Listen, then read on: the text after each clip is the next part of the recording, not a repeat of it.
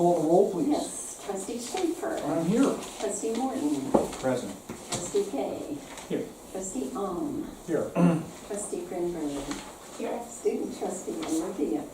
Here. Okay, are there any changes to the agenda that anybody wants to make before we approve it? I move we approve the agenda. The agenda. So do I have a second? I'll second. Okay. All those in favor? Aye. Aye. All right. So the consent agenda, do I have a motion on the consent agenda? I move we approve the consent agenda. Okay. Moved and seconded, all those in favor? Aye. Okay, that passed. We can go on to reports. So the first report is Olivia's. Hi. Okay, so start off, I'll talk about sports like we usually do. So our basketball season is coming to a close, and tonight actually, we're ending our league season against Anderson Valley at the high school. The junior varsity boys ended the season as a very strong and cohesive team with a lot of potential. The varsity girls took second place in the league and are going to be playing at the playoffs this coming Wednesday over the break. And the varsity boys also coming in second and will be playing next Wednesday for playoffs. Spring sports are also starting, which includes tennis, track, swimming, club lacrosse, and club volleyball. Around school, we have improv going on last night and tonight, which Doug Nunn still heads, even though he's retired. And last night I was there and it was a full house and very funny and something that our school looks forward to every single year. Our robotics club just took a trip to Yuba City and they ended up doing pretty well at our ASB meeting when we reported that. In the end, they got smashed by a big monster one, but they're optimistic about next year, and it looks like it's something that they're going to be pursuing every year. We also just had a career day, and although the size of our school, a good sizable piece of our school didn't go, the people who did go really enjoyed it and thought it was worthwhile, and everyone was just so amazed that there were 150 speakers there from all different kinds of careers, and so I don't know anyone who didn't go to a lecture that they weren't as interested in, which is pretty amazing.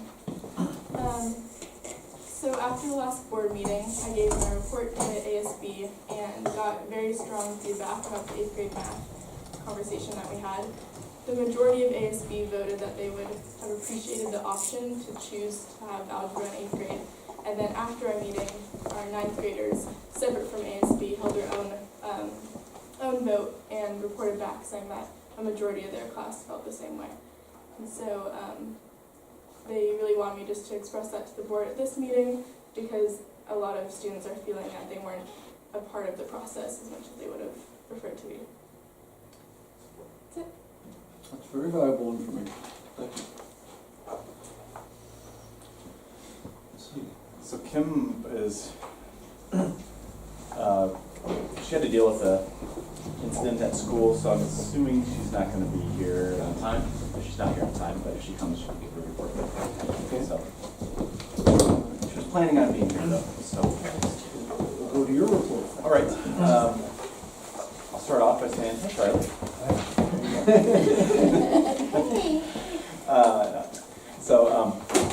I just wanted to make a few comments about the latest school shooting in Parkland, Florida. It just seems like this is happening obviously more and more. I know that since Sandy Hook in 2012, 239 shootings have taken place at our schools. And I will never be one of those people that says, you know, that can't happen here, because I know it can happen anywhere. And I would like to give a full report on safety in our schools in April, if that works for our board.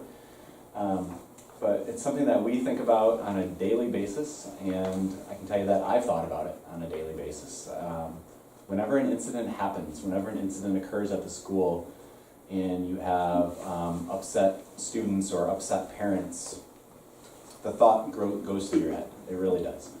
And feel like our strongest defense at this point is our vigilance, is our heightened vigilance. And if you read literature about preparing your staff and students for this kind of event, it's to be hypervigilant. You know, if you see something online, if we teach our students, if you see something online that is concerning, whether it's somebody who is talking about suicide or violence, let somebody know. And just last spring, somebody was talking about suicide online, and I got a phone call. It was on a Saturday. I was in the Safeway parking lot, and I got a phone call from a concerned parent, and I happened to know the parent of the daughter, and I was able to contact him right away. Now, luckily, he had already gotten the message and had already called 911, but it's that kind of thing that we want to teach our students to continue to do, and also our parents. If you know of risky behavior, if you know of a developing situation, it doesn't hurt to just let us know. You don't have to let us know who you are, just make us aware. And then we have staff constantly roaming our campuses with radios. Our students know, hey, if something doesn't look right, let Kim know, let your teacher know. We have staff members constantly looking around, walking at busy times of the school day. Now, all that being said, our campuses are very vulnerable. We have campuses, big campuses that are spread out with multiple buildings. So I'm not going to just sit back and say, okay, we're vigilant, we're good to go. But I will say that it crosses our mind. We think about it. We do drills with the fire department, and they give us feedback on things that could be improved. We are contacting law enforcement with welfare check requests when kids make a threat at school, when they talk about guns or violence or any kind of other threat. We are in contact with the sheriff's department. Our maintenance department is made up of all firefighters and who are good in emergencies, who respond well in emergencies. And today there was a minor, I'm not even going to call it an incident at the K-8, but there was a minor concern at the K-8. And one of our maintenance guys was riding his bike home, riding his bike by the school, and he noticed me in the parking lot. He noticed Kim in the parking lot, and so he turns in and just says, "Hey, what's going on?" You know, so that's the kind of thing that is what we're really good at. Is knowing our community and just staying in constant communication with each other. We are working with CPS all the time. We make many reports to CPS on a monthly basis. It's our job. We have to. We're mandated to do that. But once again, when you make a report, the parent finds out about it, and we've had many threatening situations come back to the school. It's very scary for staff. And so, once again, it's just always there. So it's not something that it's not something we take for granted. It's hard when I read when I wake up this morning and I read the front page article on my phone is, the gun used is designed to kill multiple enemy combatants at once. Kind of hard to have any defense against that. So anyway, that's about it for tonight. For that, I would like to give a full report though in April, so I can maybe have more of a presentation ready. The Wellness Committee met, and we are trying to set a date to go to Fort Bragg to look at their cafeteria program, see if we can learn anything from them. I know they have a lot of locally sourced foods, and we'd like to move more and more in that direction and move away from the government commodities. Strategic Planning Committee, the survey that was sent out to community, staff, students, and parents closed in mid-January, and we met recently as a team to review the results, and I'm drafting a first draft of our next 5-year strategic plan. It's probably going to have 7 goals at least in it, so that's exciting. And we're going to try to link it to our LCAP and our school site plans as much as we can. And then on just a positive note, I'm not sure if this was mentioned at the last meeting, but we did have basketball players score 1,000 points. Did we say that at the last meeting? We had Nakai Baker score his 1,000th point. And that's the first one since before 2000, so he's the first one this century to do it in Mendocino High School. And then I saw Paul McCarthy today at the Chinese New Year parade, and he said that Cody Call from Elk already has 900 and something, so he's going to easily be the next one. So, all right, that's all I. Maybe this season. Yeah, maybe this season, right? That's all I have. Any questions?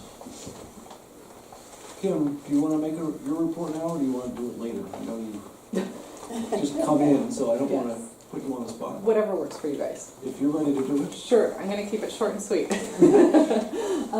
I just wanted to mention that we just ended the semester at the K-8 school.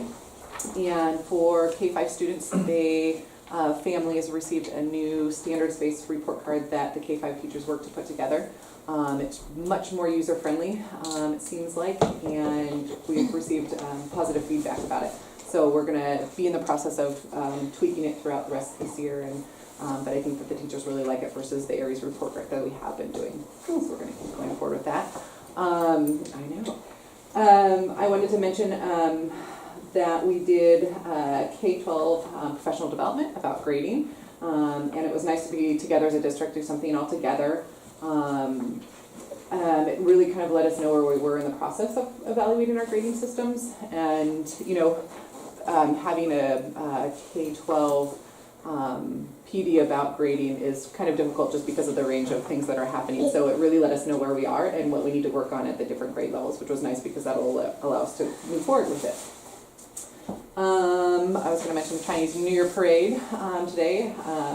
Darcy organized it for the K-8 this year. She took it over for Margaret, who has been doing it for many years in the past, and she did a fantastic job. So It wasn't too windy. it was a beautiful day. I mean, this is the first year in a long time that I haven't been like biting my nails. Are we going to do it or not because of the rain? So it was nice to not have to have that and just know that we're doing it and it's going to be fabulous. So it was a great day. There were schools again from Fort Bragg. Redwood Elementary came, the Rainbow School, Sprouts Montessori, Three Rivers and Casper were there. So it's a great community event, and I know the kids love to do it. And the high school even came down. There was a group from the high school that came down and started us off. We had the new dragon. We built a new dragon this year, Jane. The middle school art class worked on it, and so we got to rebuild that, and that was very exciting. And that's about it for today. Okay, that's it. Thanks. Any questions? Let's see, I don't see anybody from our bargaining units. Board trustee reports. Jessica, since you're that far in, do you have anything you want to say? So,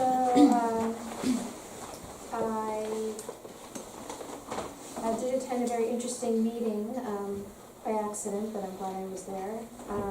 And it had to do with the county offices, it's called the BASC meeting. And so basically it's at the county level, it's not at district level. So I thought it was interesting because a lot of the focus had to do with, are we getting lost in the LCAP and not seeing the child? And I was really happy that that was a discussion at that level, and it's something we talk about at the district level, and it was nice to see that that was quite a focus and a pretty lively discussion at the meeting, and talking about, we're looking at the home that child's coming from, the situation the child's in, rather than quickly trying to peg them into a situation that would then satisfy the LCAP provision. So anyway, that was interesting, and talked about a science program that's being developed in the state. I think it's just that it's very new, and I don't think it's really trickled down to the different counties yet. But I had not been in the situation to deal with county offices instead of local offices, and it was encouraging to see the kind of discussions that are happening at that level. I also wanted to just keep up with my my move to really take a look at the trustee areas.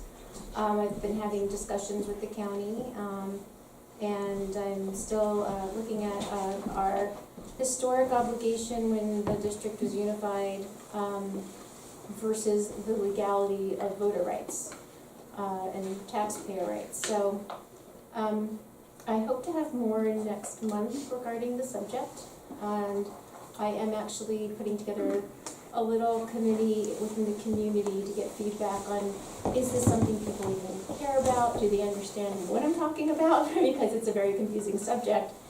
But I just want to make sure that all voices in our tax district are well represented in the way of trustee areas. And so if anyone has questions about that, I can explain it further. I know it's kind of a complicated concept, but I am going to be reaching out to a group of people. Anyone's welcome to participate to brainstorm what best suits the needs of our district. That's it. Good spirit. Great to see this many people attending from the public. I think since my first meeting in Albion, this is the second largest crowd. And I think it's so important that the public comes to these meetings and it's not just us talking to each other. So thank you all for coming to these sometimes boring events.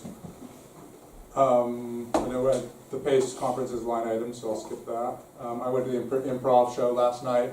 Wonderful, and always wonderful to see the students and Doug's enthusiasm and just love for what he does spill over to all those kids. Amy Gordon got a triple-double in sports news also, to be noted. And I'm enjoying my reassignment on the facilities committee and looking forward to seeing if I can help improve, upgrade, maintain all the properties that this district has. And I think just due to all our limited funding is in a state of somewhat disrepair. And specifically trying to brainstorm how to possibly bring our students, specifically our high school students, into some kind of training, possibly in with our career technical training, which is being supported anew in some capacity. And I don't have exact models, but that's something that's on my mind continuously in my position here on the board. That's all. Jim? Yeah. In regards to the school visit I did here about a month and a half ago, the big issue that was brought up was the idea that we have a burgeoning baby population here in Elk, and the idea of, are we going to be able to open up this school for possibly a K-3 scenario? And in talking with some parents and the teachers, one of the issues that came up was the idea of, can this facility get recertified as a K-3 since it has been not used in that function. So I brought that up to the board, who obviously have much more experience than I do, and so I now understand that we don't have to get recertified, so that first step is taken care of. So the next thing will be the demographics, and I'm going to be working with you guys on that. So that's all I have. Any questions? Do I ask questions? No. You can ask. Or does anybody have any further questions on that issue? Okay. Thank you. Nothing today. Okay. I just wanted to talk a little bit about the County Board of Education and I went to a meeting. They're going to be acting on the 20th about whether to support the Montessori Del Mar program as a countywide benefit charter school. A little background in the sense that we had traditionally 3 schools that were chartered through Batole Valley, unified in Humboldt County. 3 Rivers, Montessori Del Mar, and Casper Creek, which is in our district.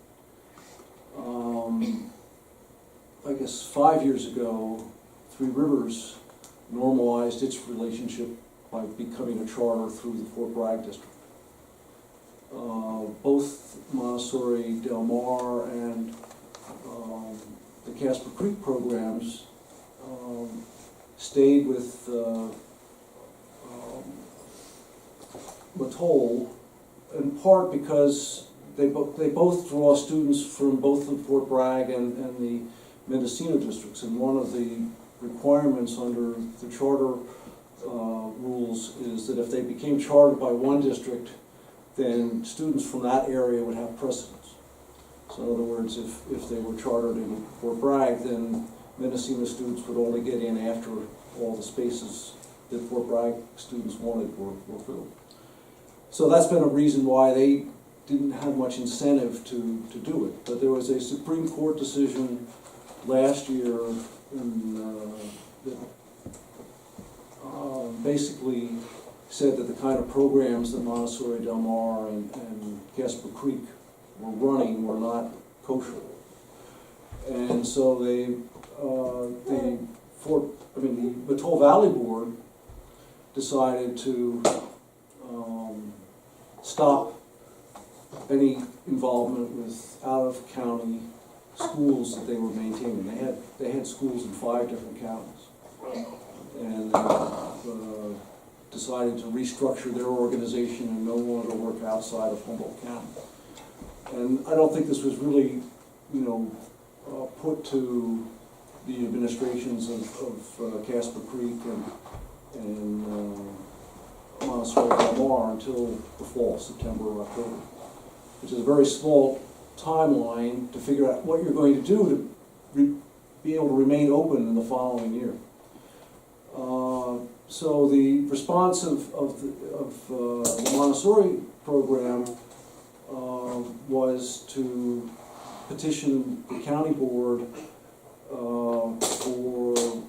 to become a countywide charter school.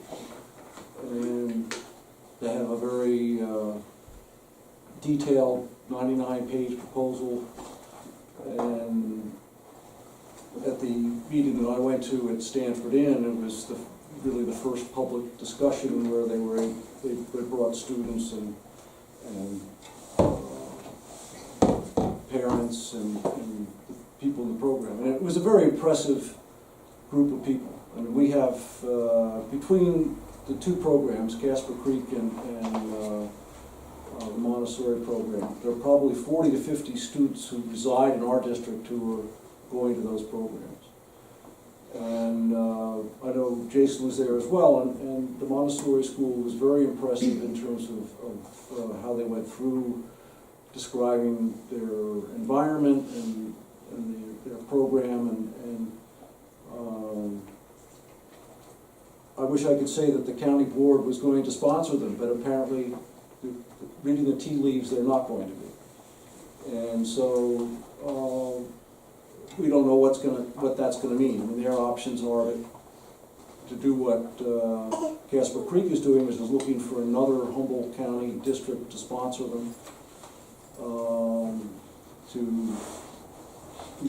go to Fort Bragg Unified and try to sponsor through there. But again, getting all this done in order to remain open in the fall is going to be a problem. And so it's just something that we're keeping ourselves aware of. Like I said, 40% of the students in these two programs are students from our district. We support that kind of program diversity that is there, but we don't know how to really respond. We don't know whether the programs will close and we'll get also new influx of students will impact us one way or what. So that's just something to keep on our radar for what's coming up. Okay, so we'll go to 8.1 and give Julianne a chance to update the board on what's happening here at the Greenwood Pre-School. So I have a couple of videos I put together, some of the stuff we've been up to here at the school, but I'll do my little chat first. Thank you, Susan. at Greenwood Preschool, we provide child-directed, play-based education for children ages 2 to 5. And each day we plan to challenge the children both at their age level and their ability level. And we do a lot of that through some teacher-directed activity, but a lot through environment as well. So changing things each day, adding things, taking things away, can make new challenges each day. Currently, we've got a 1 to 2 ratio with teachers and children, which is pretty nice most days. Sometimes even we've had days with we're an opportunity to do one-on-one with most students every day.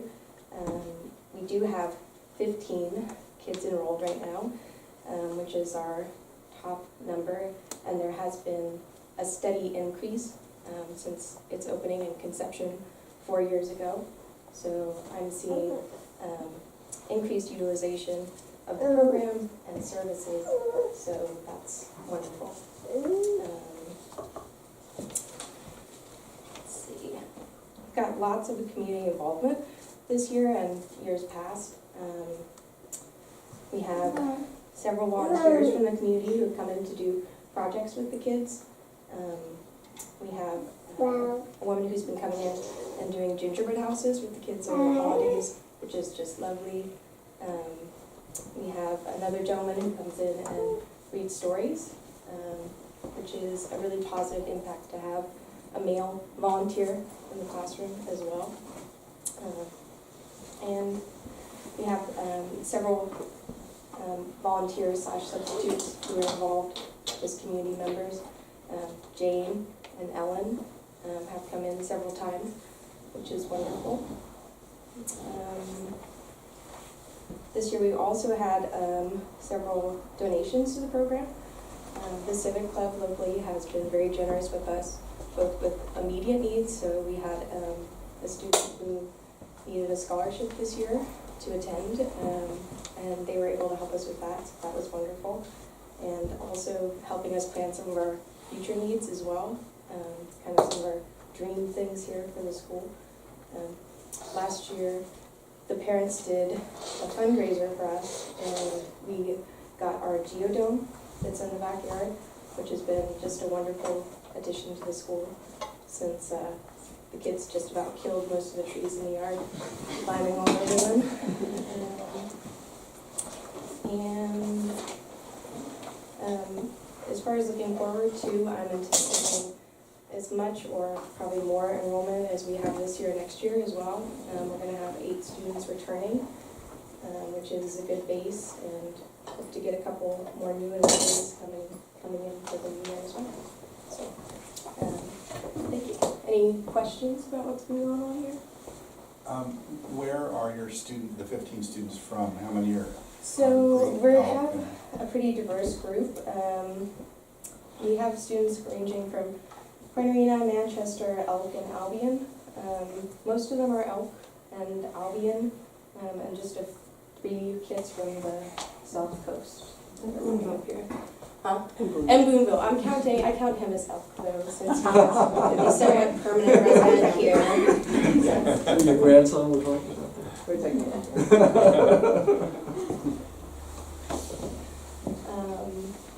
Yeah, and the returning base to, I've got, from the 8 that are going to be coming back, there's 3 TK kids too, in addition to that 8 that will either be Albion or here, depending, or Mendocino, depending on where they choose, so.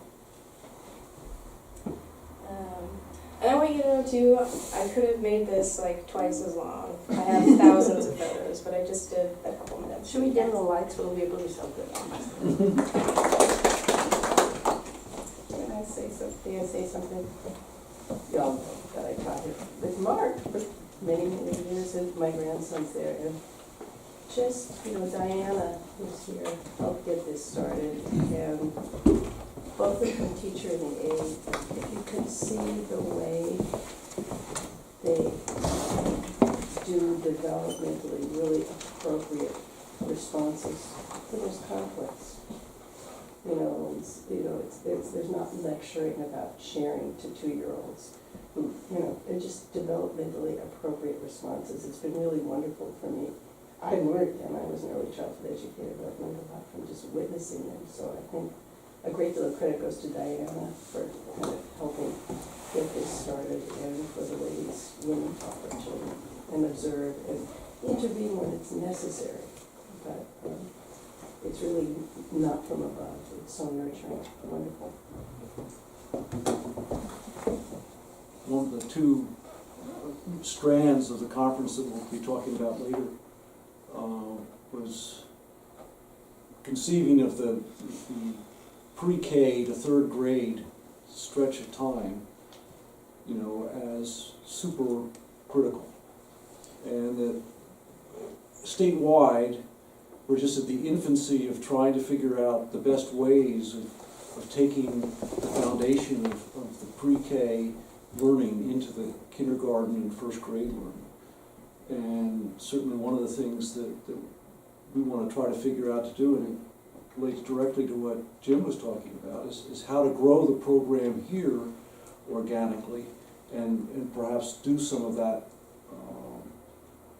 One of the things that I was talking to people from your Fresno, Sanger Unified School District, and they have in a smaller area, an area that's like, I want to say, a fifth the size of our district, 10,000 students.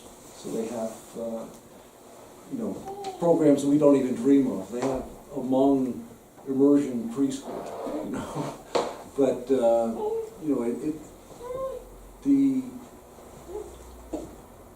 exactly the kind of learning you're talking about isn't something that kindergarten teachers are trained to do. And we need to find out a way of using what we're doing here in Elk to educate our kindergarten teachers and backwards too. And we have to figure out a way of integrating those two things in a whole. And so I think figuring out a way to do that while expanding the program in Elk makes sense to me. Any other comments? Anybody here want to talk on this subject, or are you all waiting for parent community comment later on? We can do that. We can wait. All right. Thank you, Julianne. Thank you. And we'll go to 8.2, which is consideration of 2 teachers' requests to share a job for school year 2018-19, and request to approve a half-time leave of absence for both teachers for the same year. Do you want to explain what we're talking about here? Sure. So we have 2 teachers who are, I'm trying to find the actual proposal, but I think I know enough about it. We have 2 teachers who will be going on maternity leave this year, very soon, and they're requesting to co-teach next year for 3rd grade, and I'm very supportive of the request, especially because they've indicated that they're going to be there every day. So it's not going to be one teacher there for 2 days during the week and then another teacher there, but then the other teacher there for the other 3 days. Because that, I think, could present some challenges. Where did you leave off in math? Where did I leave off in math? And different teaching styles, teaching different subjects. But they're going to teach the same subjects consistently. One teacher is going to teach math and writing, and the other one's going to teach the other subjects. So I'm very supportive of the model, especially since you're both going to be there every day. So this is an action item. We actually have to approve this as a request. We have a process where in November, I guess, we open it up and ask for, are there people who want alternative situations, and at the February meeting we say yes or no. So any other questions for Jason about this, or asking? I assume you're supporting it, Kim? Yes. I don't have any questions, I think it's a great idea. Okay, so can I have a motion to approve this request? I motion that we approve it as written. I second. Okay, it's been moved and seconded. All those in favor? Aye. Did you say yes? Okay. All right, I'm abstaining. you're abstaining? Okay. That's the in-law of one of the applicants? Do I need to justify if I abstain? No, you don't have to. Okay. Put it out there. All right, go to 8.3. We went to a conference, we tried our hardest to get the whole board there, but Mark got sick the day before we left, so he wasn't able to come. We went to Sacramento for a conference put on by the Policy Analysis for California Education Group. And the two themes, in addition to, the overall theme was fulfilling the promise of the local control funding formula. And there was lots of information about how the LCFF is working out. But the two main groups that we broke into smaller groups about, one was about rethinking special education, and the other was about strengthening pre-K to third grade alignment. And both of these dovetailed with things that as a board we've been discussing, and so I was glad that we went. And I would just like to get some feedback from people about how they felt the activity was, whether they want to do something like that again next year. For me, I thought it was very good. I also have a lot to learn, but it was good information, and in fact, I think some of the things that they talked about were good, and I saw some faults and flaws in some of their logic too, that I think we can learn from what we disagree with as much as what we agree with. So I would certainly encourage us to do that again. I enjoyed it, somewhat to my surprise, because I was not particularly enthusiastic about an all-day conference in Sacramento. I was disappointed that we didn't all manage to attend as a board and drive there together, because that was part of what I was looking forward to, is that opportunity to spend time with fellow board members. So again, if we were to do anything like that again, that would be my desire. The topics covered, I was somewhat surprised that I did find some useful information, some very inspiring speakers that spoke, some less so than others, but in general, yeah, I'm glad I went. I'd like to be mindful of expenses relating to board activities. It involved hotel stay, travel, the day of Jason's time. I want to maximize maybe remote learning experiences, and we can, still be a group as a whole, and perhaps find, online resources. There wasn't a lot of collaborating with other boards. I spent part of my time with some other board members, and that was interesting to get some perspective from other people, but I think I just want to make sure that we're putting our money where it should go. Clearly, educating ourselves as a board is important, but there are so many resources online, and I would like to spend more time together as a board, and maybe find a way to do that locally.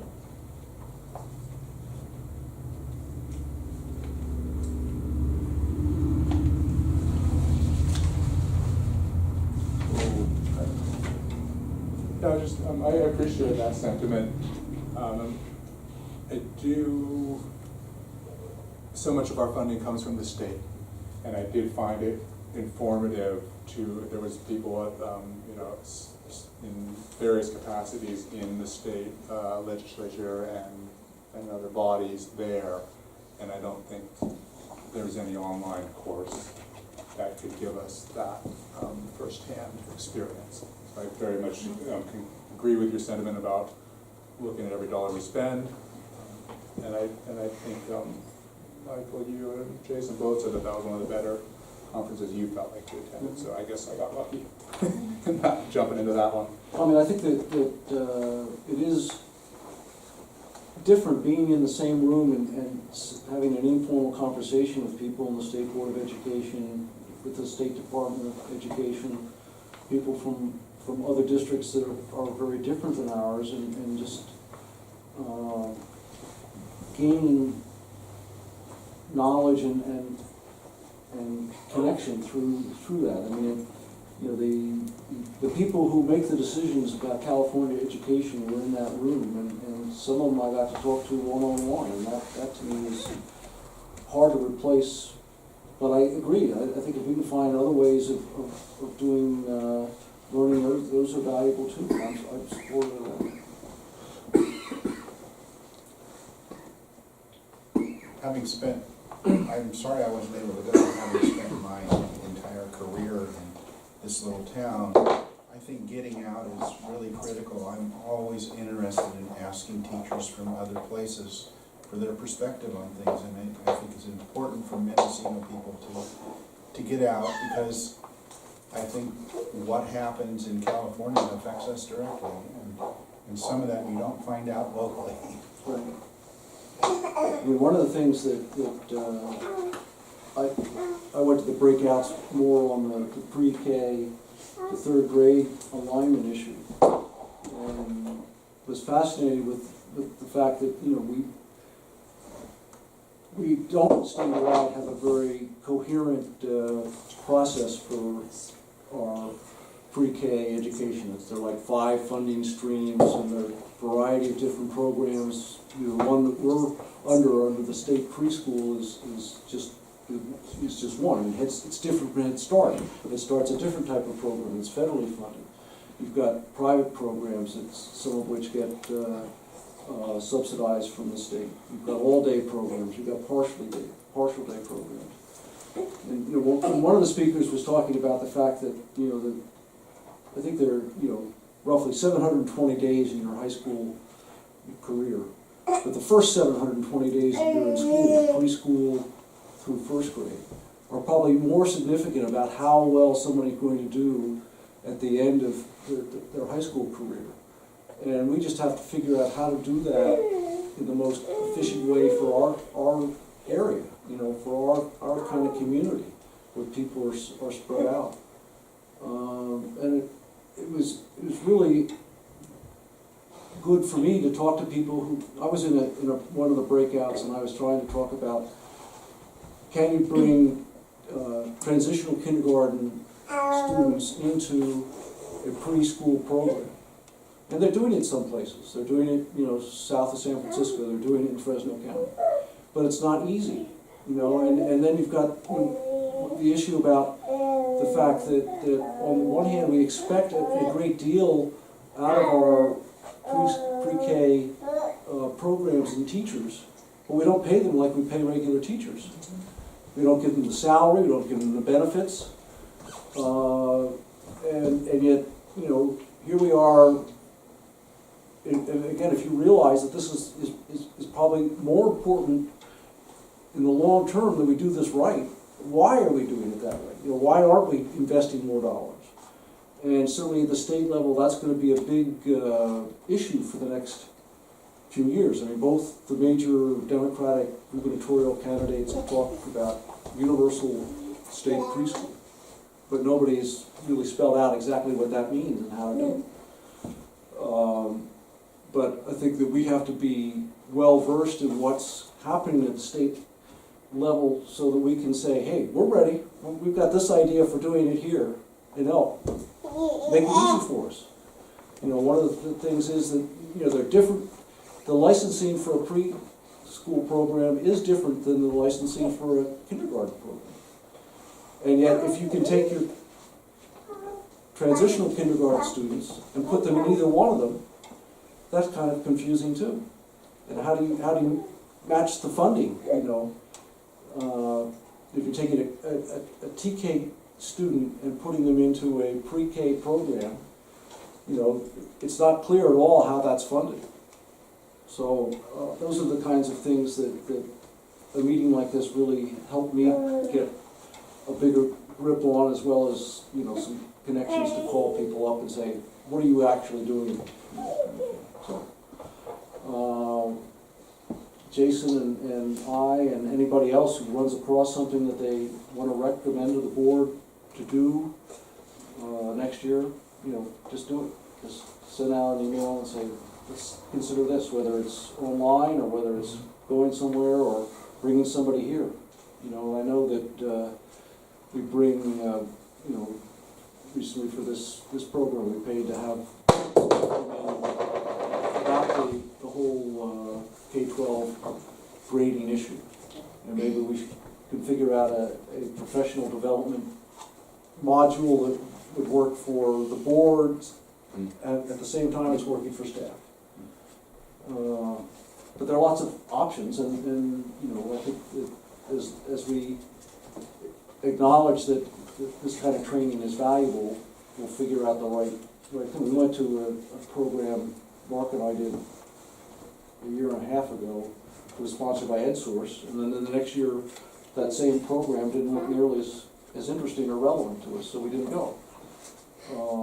But hopefully we'll find something in the next year that will be good. All right, any other comments on this issue? Got a little more time, so we'll go to 8.4. And every year we're supposed to do a board self-evaluation, and Mark took that on last year. And I asked him to do it again this year, and he said, okay. I'd like to suggest that we just do what we did last year again, do maybe a bit more of it. We have 2 new board members, so it would be fresh again, and I have the spreadsheet all together anyway. So, it involves a survey, and what I'd like to suggest is that we pass that out to the board and have them fill it out, and then develop some plans resulting from that we put in writing about what the board's going to do to respond to concerns we have about our education or areas where we need to improve. Okay. If that works. So do you have that? Yeah, I have copies of it. I didn't get in the board agenda packet.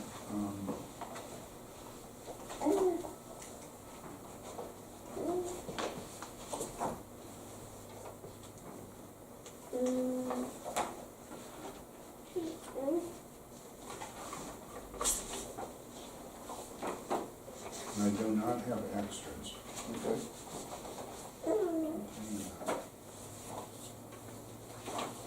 And if people have comments or want to suggest something else, let you know that's possible too.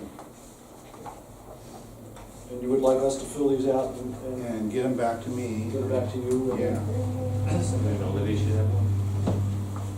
and I did not print her one. Can you make a copy for her, Jessica? Thank you, Jessica. You guys have to fill in bubbles or circle things? Put a number 1 to 5 and write an essay. Are we required to do this, or is this something we're choosing to do? This is, we have a board policy that says that we should do a self-evaluation every year. It's not a legal requirement. I think I was sitting in the public when last year's was reviewed, and quite honestly, I was bored stiff. I mean, we all are hopefully self-critical, and our evaluation is public evaluation, whether we're re-elected or someone else stands to oppose us. I'm happy to participate in it, but I don't see a whole lot of value in it, personally. Maybe I'll be different, maybe I'll have a different perspective after doing it from this side, but from when I was over there, There you go. I appreciate your comment. I appreciate it also, and it was a little boring. And I think that what we did wrong last year is that there wasn't any follow-up. And I do feel a little critical of the board in terms of, I think we need to spend more time training or educating ourselves. That part of this job is learning how to do it, which is ongoing, just like being a teacher or an administrator. And because evaluation in this district has really improved in the last few years, I think it is up to us to have the same standard for ourselves. And if we can find a more interesting way to do it, I'm all for it also. Do you have a deadline you want these back on? Leave them with the DO in the next 3 weeks. Okay. Mark, how would you feel about it being on a board retreat agenda? If it's not something, not that we're hiding it from the public, but if we have, members of the public thinking it's boring, maybe we could have a lively discussion at a retreat, and then it's not using our public board time. Anyone It's a can come good to idea, it. and that it's one thing I'd like to talk about for a longer time. Mhm. Because I think we could have, a lengthy conversation without feeling like a bunch of, that we're either patting ourselves on the back in front of everyone, which feels funny, or, basically having detailed discussions that are not particularly interesting, so. If everyone agrees, then I would. Yeah, that's a good idea. So, do you wanna wait until, I guess, if 3 weeks is about the time of our next board meeting, which is March the 8th. Right, So so- maybe that we should wait until the April board meeting to talk about it, or May retreat. You can do either one, or both. So the next retreat is not till May. Right.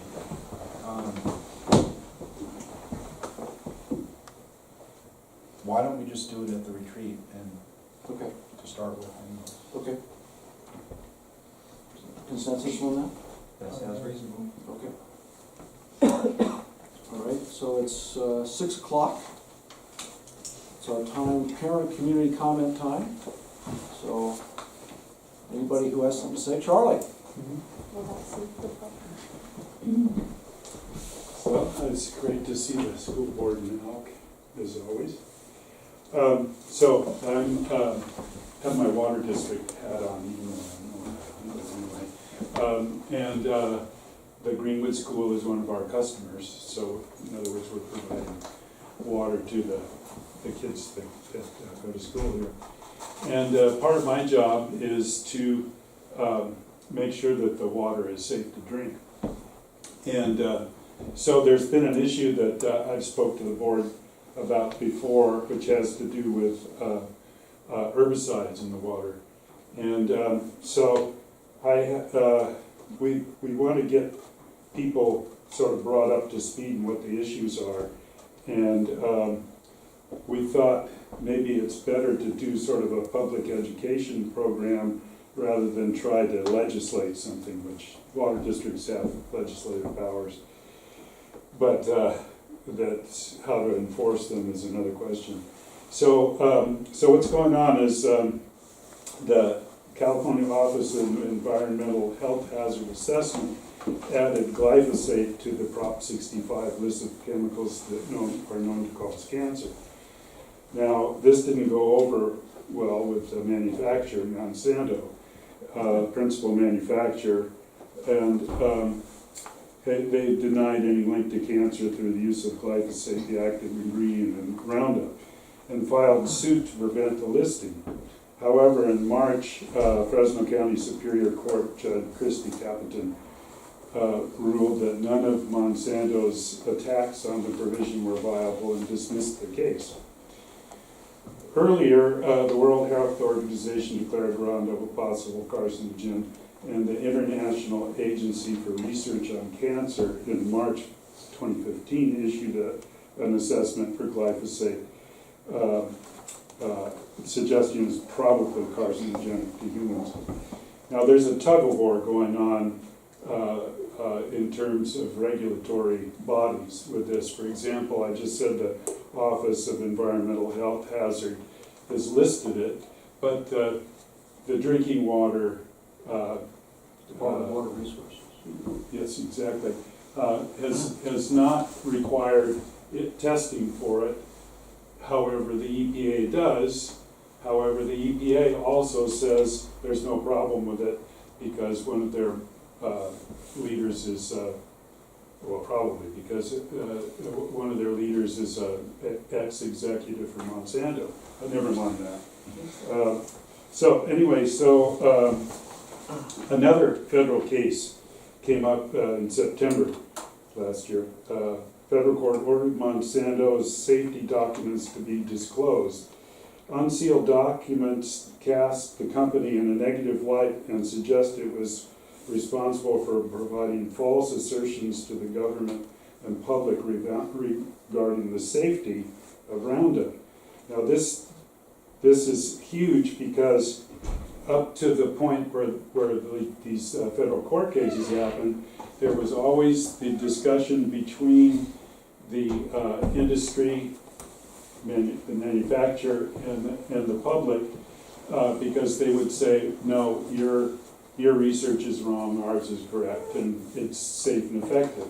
So safe and effective has been sort of stamped on it for all these years, and so what they suggested was that the half-life is very short, like 12 to 24 hours.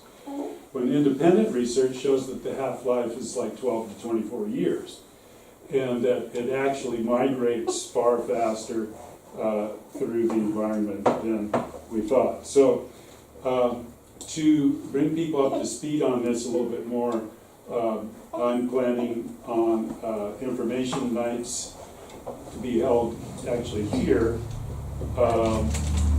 the third and fourth, and maybe the second, third, and fourth Wednesday in March.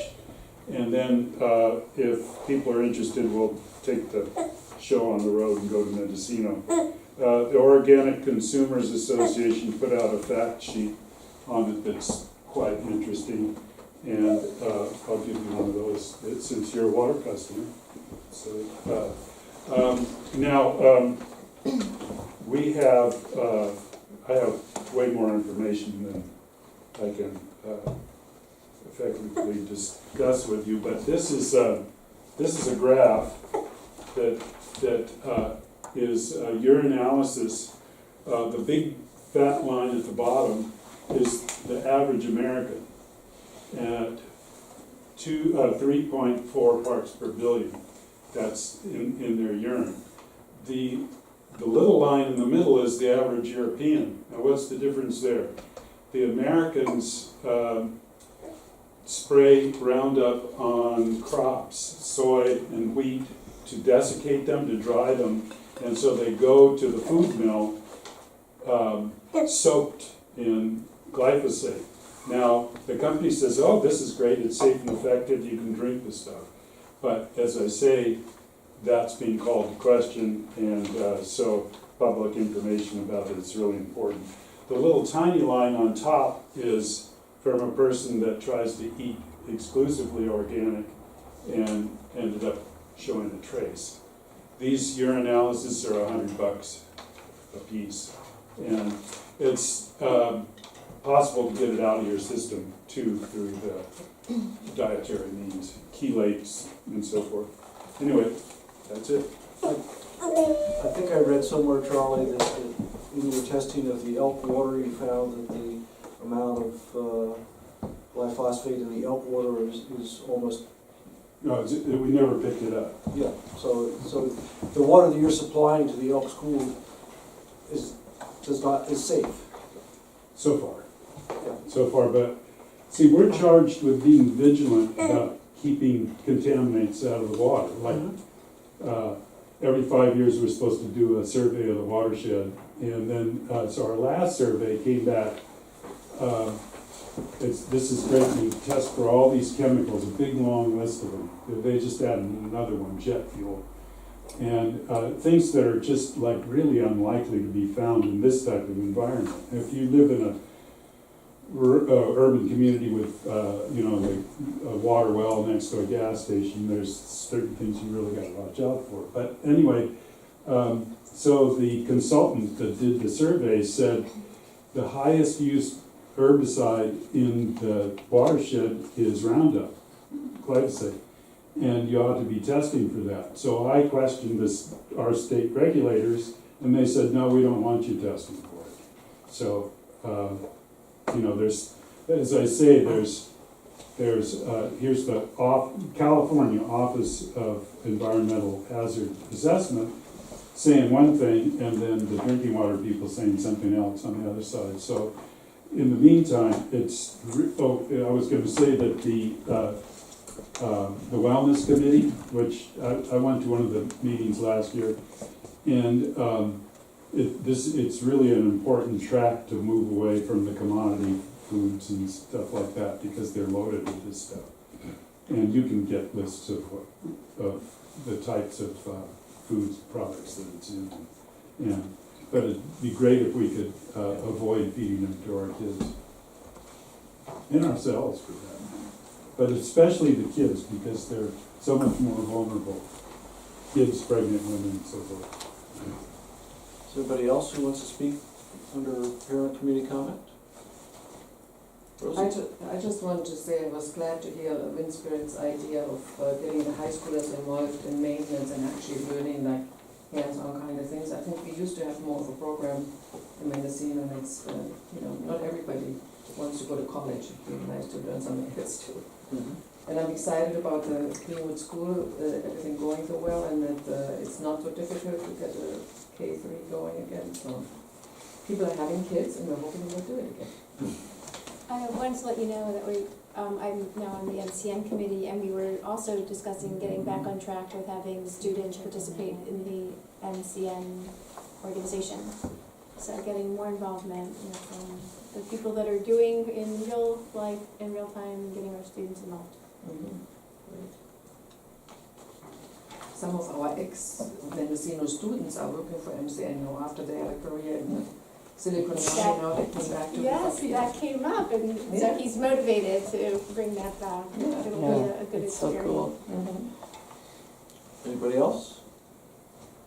Okay, on to, go ahead. Well, I would just say that I'm not at the time in my life when I go to learning conferences, but I just wanted to say that sometimes it seems like a huge effort is expended to get oneself somewhere all prepared and read background information and choose which presenters you can listen to. And in the end, sometimes I would feel like, I think I only learned one thing of value. But that one thing of value sometimes can be, I don't want to say life-changing, but it can be important in how one relates to children. So I need to say that positive thing. I'm looking at board expenses in general, because, for example, one person said, oh, so who shared rooms? And we didn't share rooms, but teachers are expected to share rooms when they go to conferences. Or people call, we had to move away from saying our board retreat, because it happens at the Stanford Inn, and we call it a retreat, and it sounded a little bit extravagant. So one thing I wanted to look at is like, can we meet at the community center or at the PAC? And I just want to make sure that we are being responsible. We all talk about money and how tight it is, and I value the experience. I just want to make sure that we're looking at value as a whole and be a little bit more responsible as a board in what we're spending. And because I was one of those underpaid preschool teachers, I paid for all those expenses myself. Yeah. I paid to be at a conference, and if I would travel, I paid my own. Yeah. So the district is paying for us to go, and I love it. That's great, but I feel like we need to be, even as a board, we need to be fiscally accountable and responsible. I'm not saying that we did something wrong by going. I just want to make sure we're being responsible. I don't know how else to put it. I just want to say, I think it's also a good idea. I'm glad to see how there's all this effort trying to incorporate pre-K into kindergarten and to recognize how important the first years of children's lives are. Thank you. I have a 4-year-old in the preschool here who's been here since he was 2, so this is his 3rd year. And I just really want to thank Julianne and Diana and everybody else in the community who's gotten that school going. It's a really great environment for my son to be in, and I don't want him to leave. I wish he could go there next year. I know he's ready to move on to kindergarten, but I wish he could stay there forever, because it's like a very sweet program. And living rurally, it's a lot of the social interactions are the things that our little kids don't get a ton of experience having, and it's great to have this right here and now.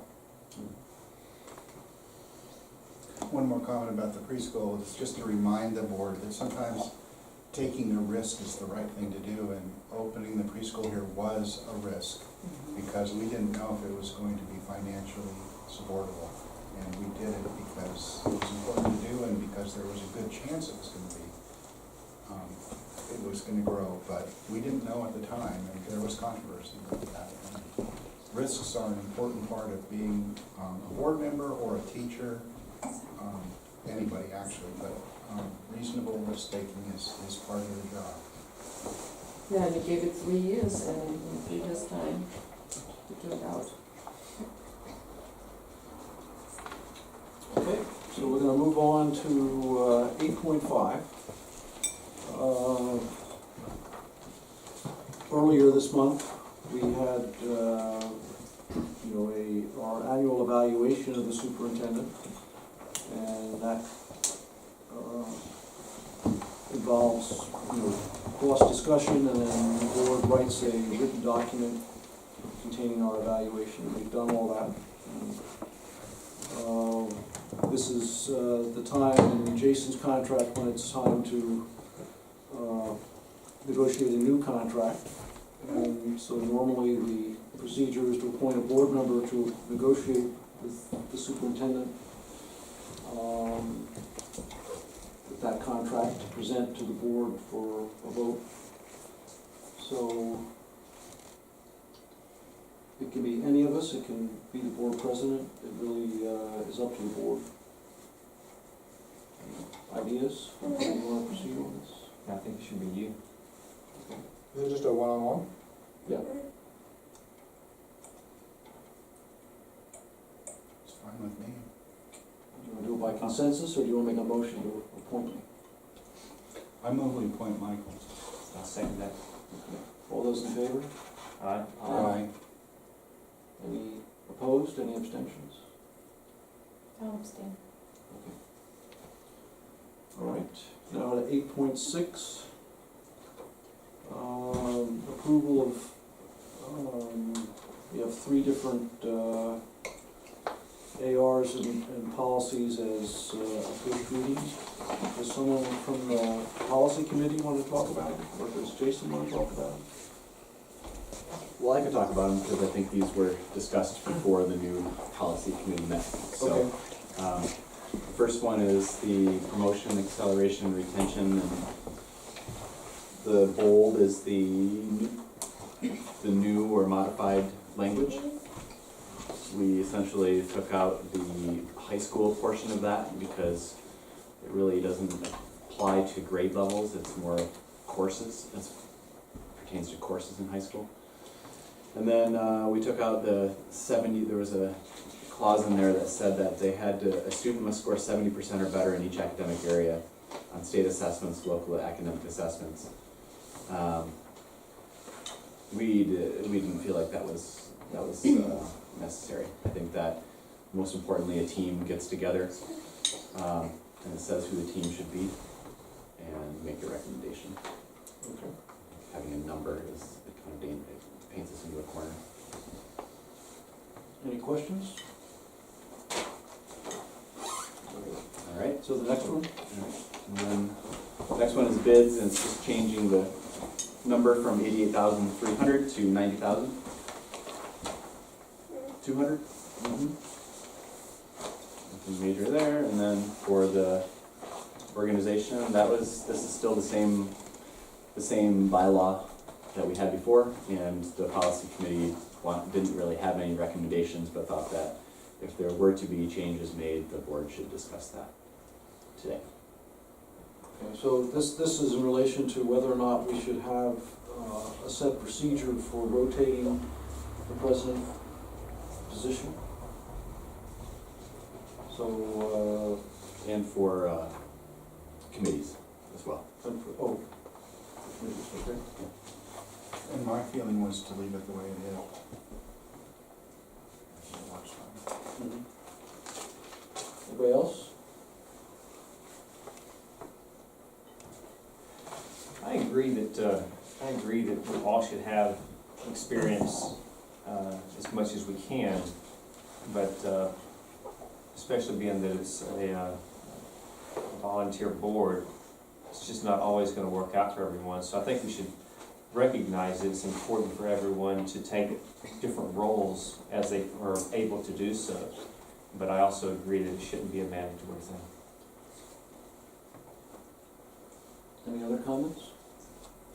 I know that I'm relatively new to the board and I'll be leaving soon, but from a student perspective, at least in like our ASB at the high school, I do appreciate the changing of every year, even though it's mandatory and people graduate and move on, and so it's a little different. But I do think it'd be something that would be beneficial to the board, just from my perspective. Have you had a chance to read the wording on the one that Susan got from the other school district to see if you think that's appropriate? I haven't. Okay. Do you wanna? I don't see it here, so what was that? Okay. I don't have it with me either. I just wondered if you wanted to summarize what Yeah, that option was. I'll summarize what I remember, and y'all can help me for pieces I missed. But basically, it was from a different school district that I had this issue, and it simply stated that it was to be done. It wasn't an option. That every year it rotates through the offices, rotate through people who have not yet held that office, starting with the clerk, and then the following year they would be the president of the board. And so I wouldn't be opposed to us having it written in where it's suggested, I'm not sure what the right word would be. Encouraged, strong, I think maybe strongly encouraged, but not mandatory. So as people on the policy, I think that it might be something that Mark and I, along with Jason, can look at and see if we can come up with some different wording. Well, so we could, instead of sending that on, then do you want to leave it as a first reading and we can talk about it when we next meet? I think it's a good idea. So we don't. Okay. Yeah, now that I look at it, I think maybe a little more language about committees too, you know, the same thing. In terms of, I mean, there are times when I'd like to be on a certain committee for 2 or 3 years, and I think that's fine. Unless somebody else is chomping at the bit, but this year we all switched, and I think that was really beneficial too. Well, I maintain that there's a benefit if someone has an interest in moving into more leadership of the board. I think that that's something important. I think that this habit of, well, it's working, so let's keep it, isn't always in the best interest of the board. And I also feel that if someone, as you said, it's volunteer, so if someone says, yeah, you know, maybe I'm next in line, but it's not really what I want to take on. I think it shouldn't be mandatory to move into a position, but I am feeling that for a board to continue in one direction based on one person's perspective and opinions is not a robust kind of exchange among board members. And for someone to feel, well, you know, this person, and I'm going to say he because I'm only female, you know, somebody, well, he's done it, he knows that, you know, he knows it, I don't know enough, I shouldn't do it, like, you know, this is a learning process, and I think someone who feels that way isn't necessarily not a good person to take, you know, a new role on the board. I'm also concerned about this idea that I run the school, or I'm leadership, or if I'm no longer, you know, a leadership position on the board, then what's the point of being on the board? I'm just an ordinary board member. I just don't think it's a healthy strategy for a board. Anyway, I voiced that last time as well, and I understand you're new and maybe you wasn't ready, but I would hope next year maybe you feel ready. You know, I feel like every board member has something unique to bring, and they should bring it, and if they have a desire. So, amazing. Yeah, and I agree with everything you said. It's just that I think the method of doing that can be by election. Those issues can come up every time and be resolved by election, which leaves a little flexibility as opposed to just lockstep and you just go from this to this to this. I think it's a subtle difference, but I think the fact that we elect people to committees and elect people to board president and clerk allows for a concern about things becoming ingrained. I mean, as long as that process doesn't cause someone to not come forward to express an interest. Right. And so I think it's still a work in progress. I don't think it's exactly where it should be right now. I don't know what that looks like, and, you know, you guys are come up with it, but, I think it is a little more hesitation for somebody if they're being put in a, you know, we need to elect, we need to vote kind of position. I just don't want to discourage someone who otherwise would have interest. So you'll come back With a also little bit of change. A little bit of change, okay. So, in regard to, AR 5123 and AR 3311, may I have a motion to approve this as a first reading? I so move. I'll second that. All those in favor? Aye. Any abstentions or? In relation to 8.6.3, for policy 9100, we'll take no action and it'll come back again as a first reading from the policy committee. So we'll move on to 8.7.1, which is board policy and administrative regulation 5141.21. And this is about administering medication and monitoring health conditions. So there's been a lot of legislation in this area in the last year, so I assume that these changes are largely in bringing us in compliance with the new state law. Well, it actually, yes, but it also actually now allows us to carry Narcan at the school sites. And if we provide training, we can possibly save lives in the event of an overdose at our schools. And we had a question at the policies committee about the Good Samaritan laws, and we just got the answer to those, so we'll be discussing this again at our next meeting. But it seems like it's a great thing to have at our campuses, even though the fire department and the ambulances carry them, and our fire department is close by. I think it's still it's a good thing to have, and it's a good thing to be trained in. So is it something that you've consulted staff about, you know, their acceptance of that obligation almost? Not yet, but as soon as if we have the policy, then we'll get the training done. We'll probably be able to use our existing contract nurse that we use. So who does the training? Is it the local nurse or the county school Laura nurse? Bainham Laura does it, yeah. okay. She does our EpiPen training and our vision screen and hearing. All right. Future agenda items?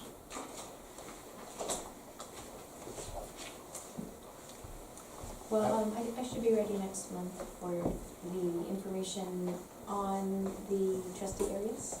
I'd like that to be done. I won't be here next month, but that's fine. And then I think you can put on there the school safety. Mhm.